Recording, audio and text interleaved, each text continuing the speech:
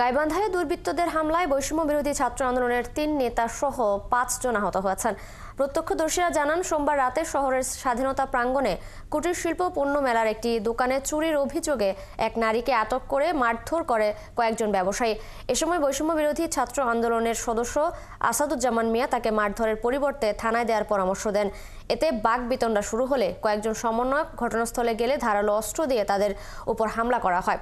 এতে বৈষম্য বিরোধী ছাত্র আন্দোলনের জেলা শাখার যুগ্ম আহ্বায়ক শরীফুল ইসলাম, মেহেদি হাসান, সদস্য সচিব বাইজিদ বোস্তামি, যুগ্ম সম্পাদক শিপন মিয়া ও আসাদুজ্জামান আহত হন।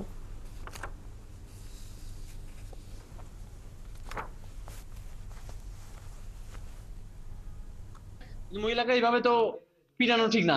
পরবর্তীতে আমরা ওখানে যখন যাই তখন আমাদের সঙ্গে ধস্তাধস্তি হয়, এক পর্যায়ে পরিকল্পিতভাবে আমাদের উপর হামলা করা হয়। বিগত দিনে যে গাইবান্ধায় যে ফ্যাসিস্টের নিষিদ্ধ সংগঠন ছাত্রলীগের যে গুন্ডা পান্ডাদেরকে অ্যারেস্ট করা হয়েছে এবং এর পরিপ্রেক্ষিতে আমাদের সাথে শত্রুতামূলক পরিকল্পিতভাবে আজকে আমাদের উপর পরিকল্পিত যে হত্যার উদ্দেশ্যে যে আমাদের উপর হামলা চালিয়েছে। আমরা চাচ্ছি এই আসামিদেরকে ধরে 24 ঘন্টার মধ্যে দৃষ্টান্তমূলক শাস্তি চাই। আমরা এখানে দেখছি যে তাদের ট্রিটমেন্টের ব্যবস্থাটা আগে করছি, আর কেন কি ঘটনা এই বিস্তারিত আমরা জেনে পরবর্তী প্রয়োজনীয় ব্যবস্থা দ্রুত নিব আমরা।